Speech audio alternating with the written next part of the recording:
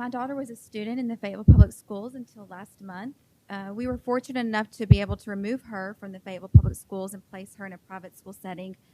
We could no longer stand by and watch the direction of this district become an activist institution for social justice issues, focusing on achieving specific behavioral and ideological outcomes rather than focusing on reading, writing, and arithmetic.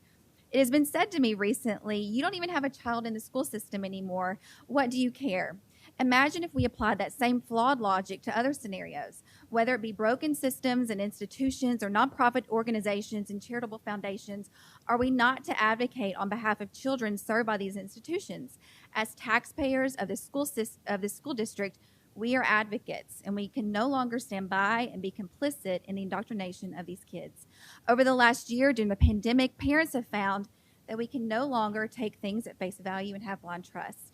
That trust has been broken and it is gone. The public school system is not teaching our children to think independently and critically.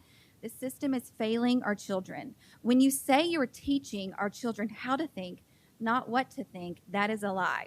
When you have signs like the one in a Fayetteville High School classroom that says science is real, women's rights are human rights, Black Lives Matter, no human is illegal, love is love, and kindness is everything, that is dogma, that is indoctrination. That is telling our kids what to think, not how to think.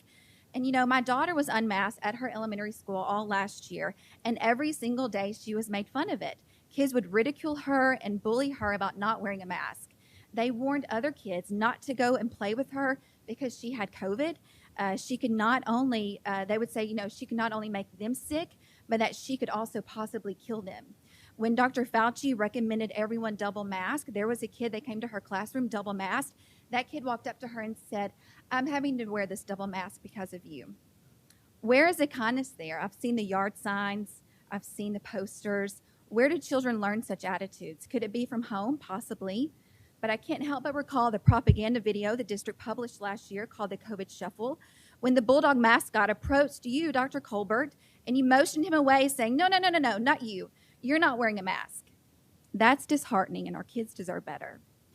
When it comes to gender, when it comes to abortion and morality and sexuality, many of you think that teachers and the public school bureaucracy have more of a right to indoctrinate our kids with their worldview than we do as parents, and we reject that notion. When you introduce curriculum and books that are currently on the shelves right now at the Fayetteville Public Schools, Lawn Boy, as Paul mentioned, Genderqueer, 2 books recently that have been removed out of a Virginia school district for pornographic content, and then Not My Idea About Whiteness, you are promoting an agenda that is inappropriate for the public school system. It has no place in our school library. Not My Idea literally says whiteness is a bad deal.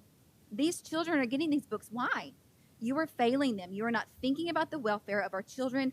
This is not about taking care of them. It is about social engineering at its core.